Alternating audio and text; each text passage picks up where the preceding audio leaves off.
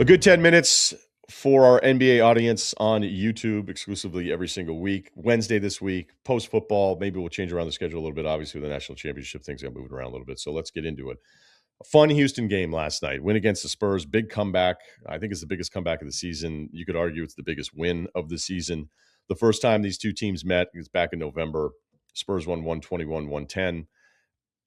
I'll tease some bigger picture stuff. I don't know that anything was going to be defined if San Antonio takes the season series. I don't know that anything is like established now other than, hey, Houston needed this one. Because if you think about them on the season, it's a team that I like. I think a lot of us like them. But there's just these stretches with them on offense, even though the overall numbers are really good, which I'll get to in a second. It's like, okay, who do you actually like want to be? Like, what is your identity? And sometimes I think that stuff's bullshit. But when they get stuck, it's just, and I think Rockets fans would agree with me on this. There's just these stretches where you're like, okay, what is the plan? Like, is Durant supposed to bail him out every single time? Is it men initiating things? Is it better to run this through Şengün? Thank God for Reed Shepherd last night, just on fire. But there's just these moments, even though the overall numbers are pretty good. So maybe the high water mark for the Rockets, 21-10 defensively since January 1st, or even that number going back to it, like the defense is still really good. Defense is sixth since January. Again, that's fifth.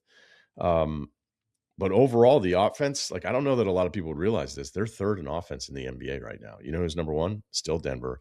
And maybe the most shocking number, I'm going to go a little off topic here. Boston is a tenth of a point behind the Denver Nuggets for the best offense in the NBA.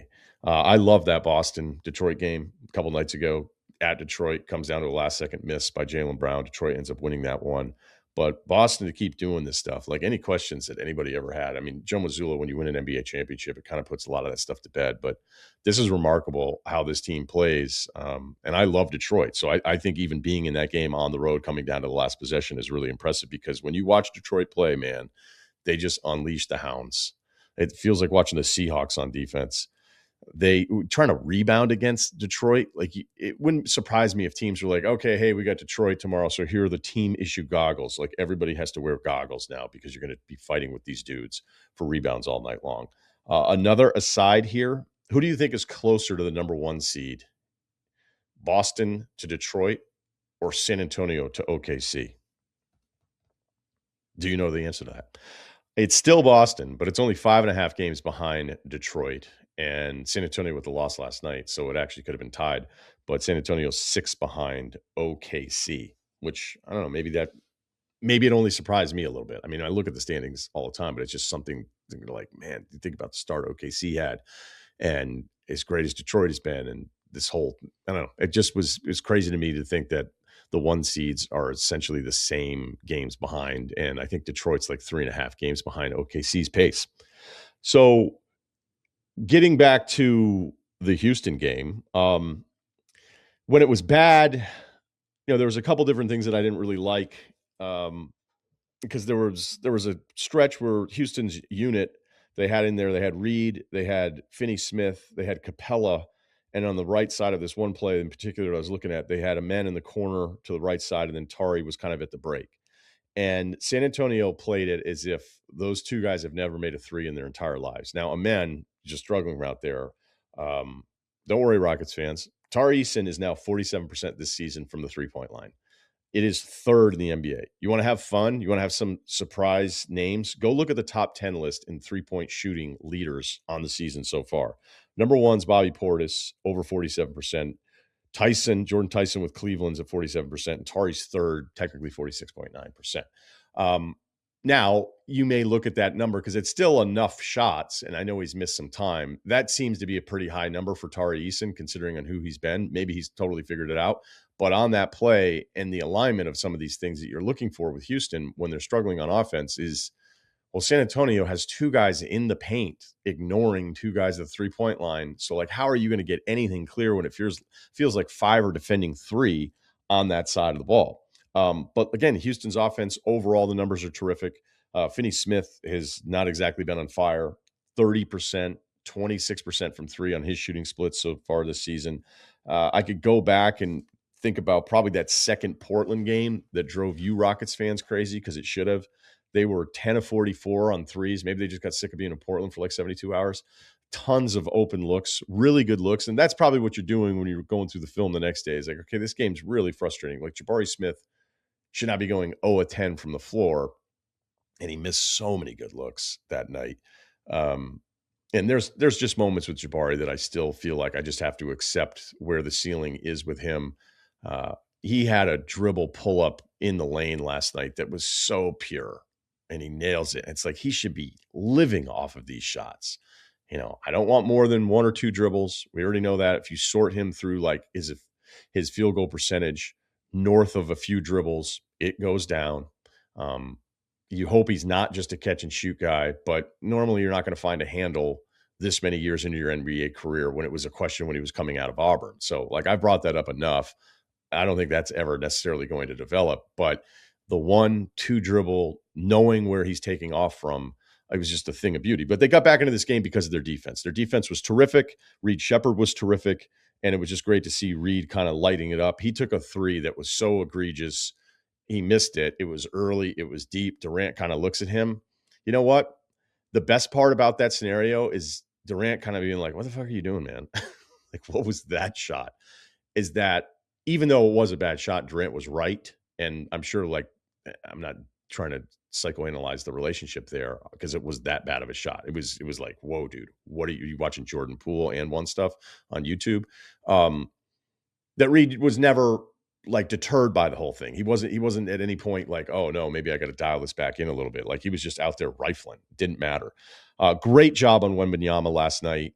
Brutal night for him. He was just bad. 5 of 21, 0 of 7 threes. It wasn't just the box score, but if you watched where he was shooting it from, it was one of those kind of frustrating Wembanyama nights where you're like, the way the league has adjusted to him, and now this has been going on for a long time, where they want somebody lower.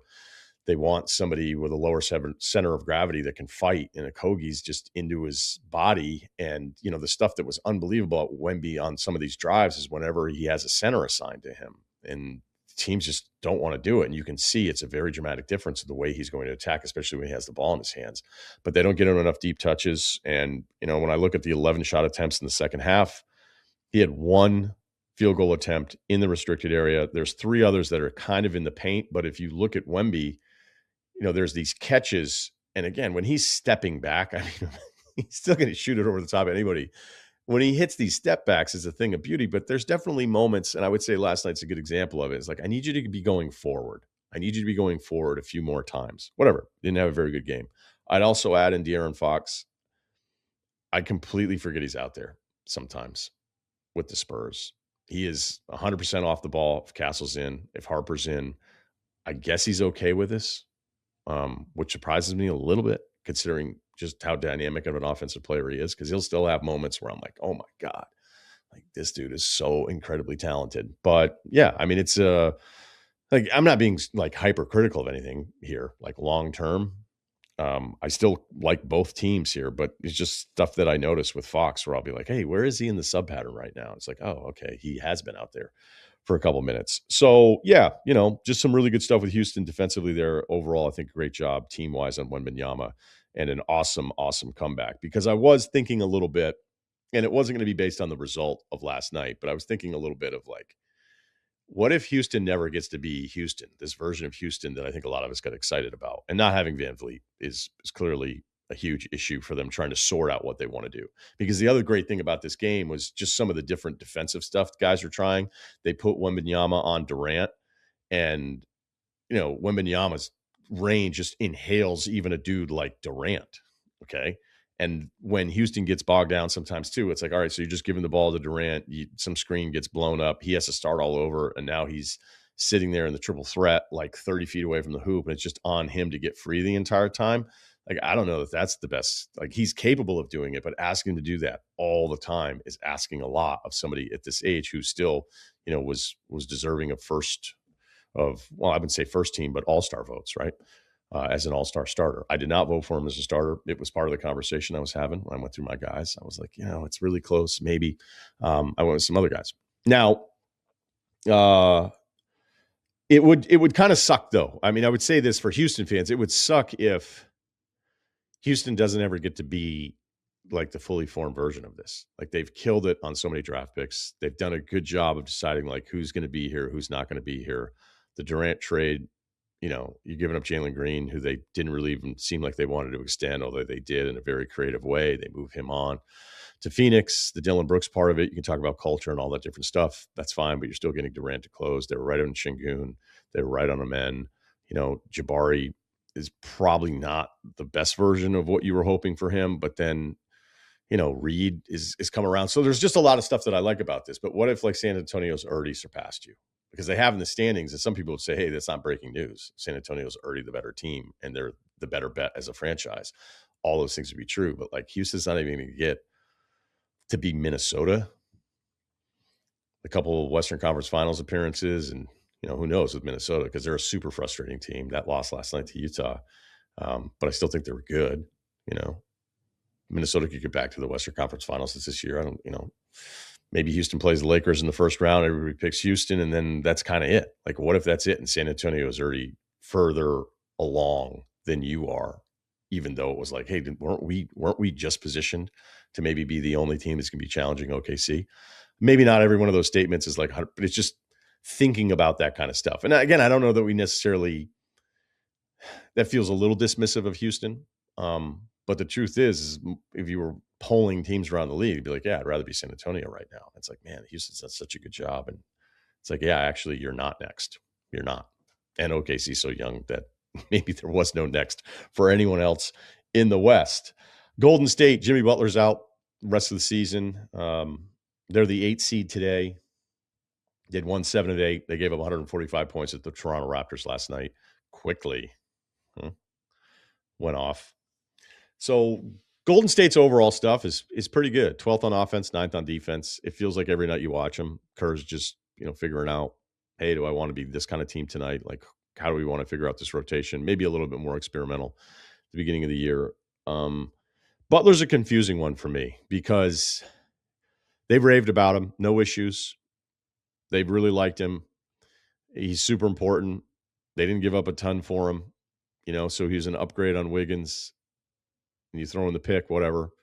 It was, some of these deals I feel like can be a little desperate. That might have even felt desperate. Jimmy might have felt like one of those guys that I'm sure I was saying at the time, like, I just don't know that I'd want to get in business with that kind of guy. And overall, the whole thing's worked. Not necessarily in a playoff run because Steph gets hurt last year against Minnesota, but it's a nice acquisition for a guy that's still pretty productive. Although I just felt like there was always another level that I would have liked to see him get to, but he kind of hacked the game from an efficiency standpoint. Like some of the advanced stuff on him, some of you guys like this, some of you don't. But if you look at the win shares 48 leaders, right? How many win shares per 48 minutes are you putting together on a season? Jokic is number 1. SGA is number 2. Giannis is number 3. So if that number says that those 3 guys are the 3 best, like that's probably a pretty good number. Now, it can be hacked a little bit by some of the big guys that just don't necessarily play with a ton of risk that are going to screw up some of their numbers. But Butler is such a free throw merchant. He's kind of hacked this. Do you know who's 4th is Jimmy Butler? Like, he's a nice player. And again, I always would watch and I'd be like, I think I need him to be a little bit more aggressive here. Like, is he turning down some of these shots because he doesn't think it's like necessarily the best shot, but he's a connector. He's somebody that Kerr can trust. And God, they need it desperately, like some other person that may be able to get a bucket on his own outside of Steph, because when Steph is just left out there by himself, like it's going to get ugly. Like the efficiency is going to dip down. He's going to start taking shots that he doesn't even want to take, because there's a difference between taking a lot of shots, but being a smart enough player, like, all right, now I have to take some of these things that I would have turned down if there was just one other guy offensively that I would trust. I don't know why anybody guards Draymond around the rim at this point. Like, he doesn't want to shoot it. So you might as well just wait and let him pass and not even get yourself out of position. So it's going to get ugly, but I saw some people being like, hey, it's over. It's been over. It's been over in Golden State for a long. They won it. I can't believe they won that title in 22. I'm glad they did because I'm such a Steph fan. Like, I'm so thrilled that he had like this extra one that he gets away from what we had in 15, 16, and then Durant coming in at 17. I mean, it's one of my favorite rings because, yes, I'm a huge Steph Curry fan, and I would argue he'll probably be like the last athlete I actually care about emotionally, like the outcome of, hey, does this guy win or does this guy lose? So having said all that, like, I look at this news and I wasn't like, oh, now the Warriors are cooked. They've been cooked, at least from a title contending standpoint. This is what is supposed to happen. The first championship was almost 11 years ago. That anybody's even like thinking it's profound and like, all right, they're done. Like, what did you like? Think of all these teams in the West that we all kind of like. What if Houston figures some more things out and gets Van Vliet back? What's the best version of Minnesota? If you look at their five, I think that's the best plus minus. Their five guys of any group in the NBA. OKC, San Antonio, Denver. Once everybody's back, and the way they've been able to kind of ride this out without Jokic on top of everything else. So, Golden State wasn't going to beat any of those teams. I mean, they beat Houston last year, but that was a grind. And then Steph gets hurt against Minnesota. I mean, maybe, right? I mean, maybe people in Golden State wouldn't want to hear me say these things, kinds of the things, but God, like this isn't that expiration date had probably already passed a little bit because that's just the way that it goes. Could they have saved this? Could they have done a better job in 2020 and not taken Wiseman? I liked Wiseman. I was wrong. They liked Wiseman. They're wrong too. We felt like it's going to be so easy for Wiseman because all he has to do is just run to the rim. He's going to be wide open all the time with all the Steph gravity and the playmaking around him. And he just couldn't figure it out. I pulled up my portfolio the other day. I was like, oh my God, I still have like a few Wiseman shares. I still thought he could have been, before this Achilles thing. I'm like, I bet you can stay and stick around as a rotational big. But that's not what you're thinking when you luck into.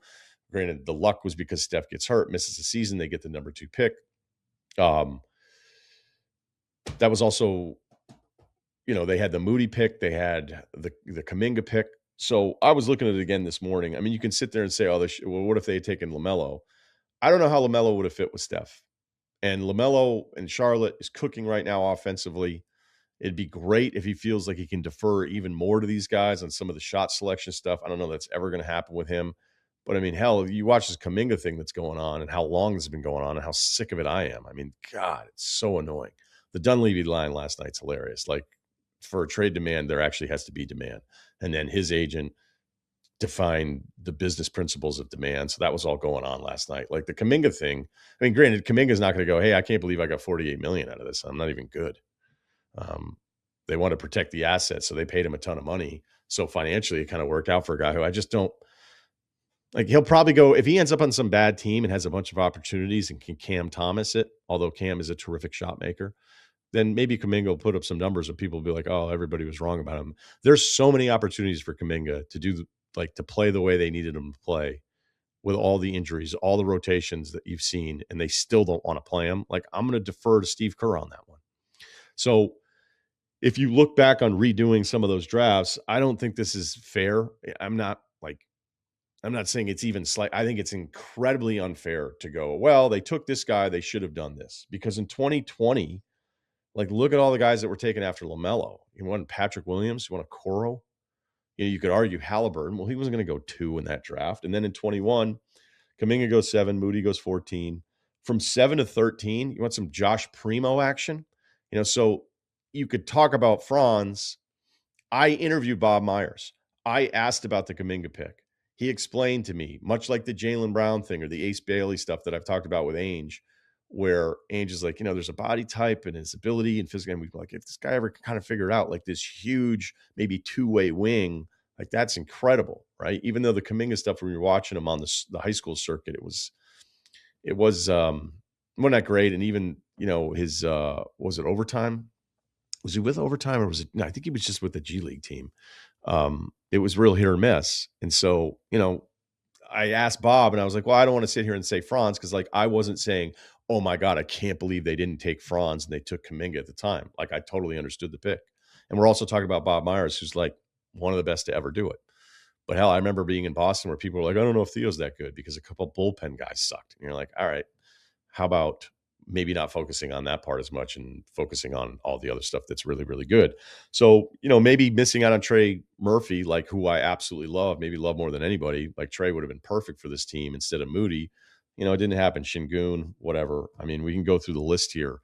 If they had hit on 2 of those 3 picks in a big, big way, which they did not, then maybe they extend this whole dual timeline thing, which is, it's hard enough to have one fucking timeline instead of the 2 timeline thing.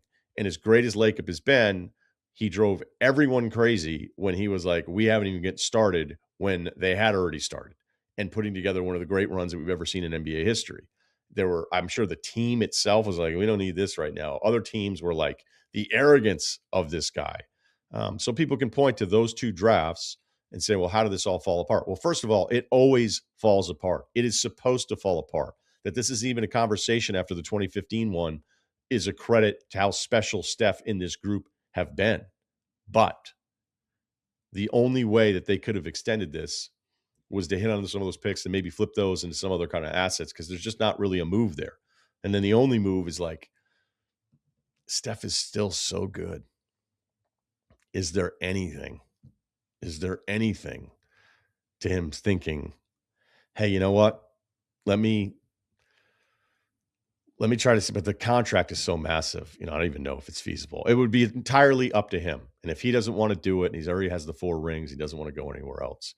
But I can't help but be a little tempted of thinking like, I'm never going to get to see this guy in like a conference finals again. Like, that sucks. I don't think any of us should want that. Even these players that you don't like, you're going to miss them big time. And I don't know. I don't even though I know it's true, I hate the idea of thinking like he doesn't have one more playoff tease, a second round thing where it goes game 6, game 7, and he has one of those quarters where you're like, this is as much fun as I've ever had watching this sport. I just got sad. Let's read some emails. What's up? Oh, yeah. I don't know. I don't even know if I should have checked with the NBA if I'm allowed to say who my all-star votes were. But why don't I not do it then? Okay. That's fair. I do have a vote. Let's not get ourselves in trouble. Yes. Yeah, I still have a vote. East was fairly easy. West was a little tougher than I thought. How about this? I'll say this. Even though I just ended with that emotional Steph note, I voted Ant a starter. They think that was the right call. Yeah, I wrote it down and then I went, oh, I got to take, like, I hate to do it, but I was like, I got to take stuff off. As much as it pains you to do it, I think it's the right call. I was looking back because which speaks to my, like what's Russillo about? He holds himself to that standard. He's about the truth, Like, yeah, you have a monopoly on the truth. I was looking back because you were talking about Kane's line? It is. I was looking back at because you were talking about just like, hey, there's the 2 timeline thing. Like, what team in Spurs. recent NBA history? Yeah, like I guess you could just say the Kawhi thing. I mean, they had like 3, I guess, timelines, but that's like, I mean, the Spurs are just like, you want to talk about like light years ahead of everybody else. I know that's the Lake Up line, but that's what they were doing back then. Like, this isn't like a normal thing. This isn't like where like, hey, the Packers, hey, they go from Brett Favre to Aaron Rodgers to Jordan Love. Like, it's just like, it's harder to do that in the NBA. Like, it's just because like, where are you going to get that guy from? Like, you can take a good quarterback in the back half of the first round or figure it out with some guy, but like stumbling upon another NBA superstar after your superstar group retires is like, I mean, it's like finding a needle in a haystack. Yeah, that's why I made that joke like earlier this year. It's like, oh, Spurs culture. And it's like, yeah, there's some truth to it. It's also, hey, David Robinson, Tim Duncan, Wembanyama. Like, maybe, like, what if you just didn't get lucky? What if you didn't have the injuries that you had? And I think we're a little cute about it. Although Spurs fans would scream bloody murder. And it's like, hey, no one cares. No one cares that you lost a bunch of games. Like, Sean Elliott's back was an absolute, like, I just remember all this stuff from back then when they ended up with Duncan. I mean, look at the Pats. What if Drake May's the guy? What if he's actually that dude? I don't know if he's going to get 6 rings like Brady. 7. I love happy for our guy Kyle, but yeah, it's a the 2 timeline thing. I mean, it's like I said, it's hard enough to have one timeline, right? But that doesn't even count as a 2 timeline thing. They sucked for 5 years. Who, the Spurs? No, the Pats. Oh, the Pats. I don't think it was 5 years, dude. It was a few years to where they were bad. I'm not. Whatever the 2 timeline thing is, in theory, you're right. That wasn't what. You got to have the guy on the roster. Right. Like it would have to be like Garoppolo. It would have, if Garoppolo, if he ended up being like what Drake May is or something, then you're like, okay, there's a 2 timeline team. That's why I brought up the Packers. Those guys were on the roster already. Like the Pats still had to kind of bottom out. Yeah, but I didn't even think the 2 timeline thing, like how we're describing the NFL even is close to like, because we're just basically talking about having a quarterback in place. Like the 2 timeline thing would be you have Parker, you have Ginobili, and then it's like those guys are going to take the mantle from these other guys that are around Duncan and then reinvent the stuff around Duncan. You're going to have this version of the Duncan thing, and then you're going to have, like, I always look at Ant going, like, whatever this is now, like in 3 years, there's going to be some new version of the Timberwolves that's all going to be around Ant. Like they're going to have to figure this out. There are players that are so good that are still so young that it's like, well, what do? Do you try to maximize the opportunities around that player right now, knowing that we're probably going to? But when you sit there and start, like, you really have to worry about what's in front of you every day. So it'd be nice to plan, and you don't want to give up a million assets and all that kind of different stuff. But it's like I said, I'm going to stop talking. It's hard enough to just do it the normal way. Imagine like asking Mike Winger with the Wizards to be like, what kind of timeline are you guys on? Right. Like, it's like, dude, we're just hoping we have 5 guys that are good. Hoping tomorrow's better than today. That's it. Right. That's it. By the way, Kuminga and Jalen Green were the G League Ignite team. That was the first one, 2020, 2021. So not overtime. It was Ignite. That's right. Yep. Thank you. Thank you for that. But I watched a lot of those games. Yeah, it was exciting. And then Scoot, your boy Scoot, was there a couple years later. So, That was the Dyson Daniels stuff, because I would watch the other guys. Like I would watch Hardy tape, and I was like, dude, I don't know what this guy is right now, other than he's one of the sickest athletes that I'd watch play basketball. And then every time you were watching all the other players, you would see Dyson Daniels make like smart play after smart play after smart play, and guys couldn't dribble past him. Terrific. Yeah. All right, well, this has been a good segue because let's do some emails. We got 2 here. Eric wants to know, who are your top 5 one-word text guys where you get a one-word text from your buddy and you have to turn a game on? As a Wolves fan, I feel like the top pick has to be Ant. His fourth quarter against the Spurs was the most watchable game ever. I enjoyed the hell out of that game. Ant would be the first pick. When Steph's done, Ant's going to be my favorite player in the league. So that's why that vote was even tougher for me. Or maybe it wasn't. Ant also, I would say, Kyrie not available. Ant has the best handle in the NBA too. I was thinking about that the other day. I felt that way for a little while, so this isn't like a new thing. I just don't know that I've ever said it before. So Ant's on the list. Steph. Anybody doing LeBron alerts anymore? Not me. He's been lighting up the numbers lately. But that was another conversation too. It's like, oh, hey, LeBron not named a starter. It's like, dude, write the names down and tell me who you're taking out. There's like 8 guys ahead of him for the West to be starters. Again, that's not even LeBron fanboys, though. I don't think anybody who seriously thinks. No, I don't even think it's a LeBron thing. I think it is TV producers. And then when I went to ESPN.com, clockwork. It's LeBron left off of snubbed. Yeah, right. Yeah, and it's like he wasn't fucking snubbed, but he's been really good offensively lately. But I don't know that that's a one word. Jesus is probably one. Number one in our hearts. Yeah, let's go. Yeah. Do you have any? I don't know that LeBron is there for me anymore. I don't know that I get the same enjoyment. And I listen, I was definitely a LeBron guy up until for a while. I don't know that I get the same enjoyment. I was thinking about this because obviously I read this earlier this morning. We kind of lost a couple guys that should have been this. Like we lost Zion and we lost Ja. Like they're not dead. I'm not like this isn't like an obituary, but like they were kind of supposed to be those guys, and they're just not they're not relevant anymore. So like not because this isn't a best player thing. This is the most fun, and those were 2 of them. And oddly enough, same draft.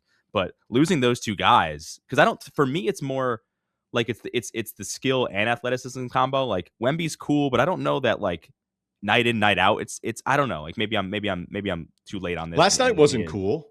I would agree. Yeah. He has, but then you're saying, but the whole point of his question is like, hey, you're getting a text from your buddy. Hey, Wemby's on. Okay, I probably would, because if you're getting the alert on Wembanyama, that means like something wild is happening. Something stupid's happening. Even as bad as he was offensively, he had a play last night where he knew that Durant was going to be coming into the paint, but his assignment probably told him that he should have gone out to somebody, because like they had all sorts of wild, like Amen and Castle, and then Durant's on Castle. I mean, it was a really, really fun game last night. That's why I spent so much time on it. I do, by the way, need to do, this may be like, I'm promising I'll do the Knicks. I'll do a deeper dive on the Knicks next week, because that was ugly against Dallas. But But, they just got Brunson back, so I don't know. There's obviously some cat stuff, the whole reason why the guy was traded in the first place. And now Knicks fans are like, oh, wait, is this why he was traded? But I need to do more on the Knicks. That's an aside there with that. But Wembanyama had this play where he knew kind of what was going to happen.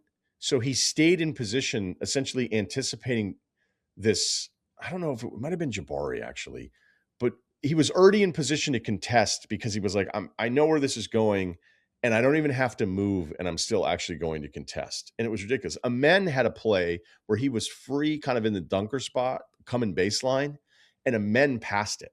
Like Amen doesn't do that against anybody. He had momentum, he had the ball, he had an angle, and then he was just like, I'm not fucking doing this. And he got rid of it to Capella. And then I think the play got blown up anyway. So, all right. I wanted to be more positive about some Wemby should be on the list. That's fair. Because it's probably something wild, Right. If your buddy's saying, hey, Wemby now, like, you should probably turn the television on. So I'll give that one. Do you think Cooper Flagg ever gets there? He's so good, man. He's even better than I thought he would be his rookie year. I didn't think the offense was going to come to him this easily. I mean, I figured he's still going to score a ton of points, but the shit he's doing off the ball and like that Cooper point guard thing that looked like a mess, now it's actually paid off because, they don't know what kind of lineup they're running out there all the time. Like that game where they ran away from the Knicks in the first quarter and they just looked like the more intense team. I mean, Dallas is actually a pretty competitive team. Zion, look, Zion's had some nights recently because they're just kind of letting him go back to point guard Zion, anything to get the ball out of Poole's hands. And when Zion's just on, it's a lot of fun. And look, I think Jokic, I don't know. There's probably, most people are going to say absolutely not. But when there's a Jokic masterpiece happening, I'm probably already watching it, but I'd like to be alerted, Steve. Yeah, what does that look like though? Is he's got like, a near triple double at halftime? Yeah, that's probably what it is. That Clippers game I went to, where everyone is the first quarter. I think he has 25, and everybody's looking around, going, "Does he have 20? Does he have 25 points?" Because again, visually, it's never going to be as cool as Ant. Ant is visually the coolest player to watch. We didn't say SGA. Oh, he's not on the list for me. No. Uh-oh. It's not disrespect. No. What about Jay Huff? Denny Advia? Huff? Somebody just text. I don't think anybody would get that. The Spencer Bros? Look at the top. Do you want me to read the top 10 in three-point shooting right now in the NBA? Sure. Did you hear the latest? That 10 good minutes. It goes a little long, but damn, they read the three-point leaders. Heavy, but yeah. They went 1 through 10. It was sick. Bobby Portis, Jalen Tyson. I called him Jordan. Tari Eason, Io, Luke Kennard, Cam Spencer, Max Christie, Sam Merrill, friend of the show, Jamal Murray, AJ Green. Jokic is 11. Khan's 12. That's a good list. It's a wild list. Yeah. There's a few names on there. I wonder how many of those names will be there at the end of the year. Yeah, 2 Cavs on there. Yeah, that's why the shooting thing with them. Yeah, the Windhorst thing. Windhorst nailed it, but there's something wrong with that team. There's no way they should be this average. Was Donovan Mitchell ever like on this list for you? I think he was close. I don't know if he was fully there, but I mean, he was a couple years ago, I would say, was just a peak watch. When Mitchell is cooking, it's fucking awesome to watch.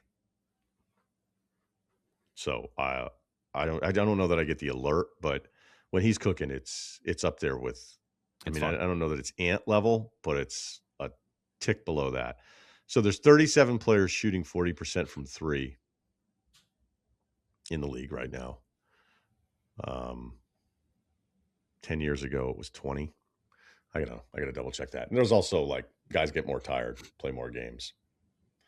Those numbers will go down a little bit, but that's a lot. You want to start rounding up, it's like 50 something. We got one more. All right, one more. This is a good one, and somebody we didn't name. Yeah, it's all right. This is from Noah. Good day, Russillo. As someone who's a huge Pistons fan, I'm having an incredible NBA season after close to 2 decades of futility. My question is, could Cade be the face of the league?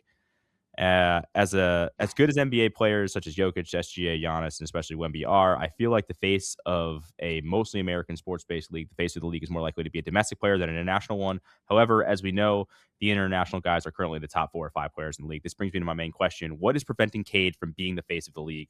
Jordan, Kobe, LeBron style. He's a number 1 pick. He's on the best team in the East, and is a player that seems to not want any drama and just wants to play ethical hoops. I feel like whenever the face of the league conversation comes up, he isn't even in the top 5 to 10 names brought up. I feel like Ja, Zion have been brought up even more than he has. I think he's a lock to be on Team USA in 2028 as well, which should help his case. To me, he has the skill, marketability, and especially the maturity to carry the league. I felt this way even when they won 14 games and didn't get any fans from Wingstop. Regards, Noah.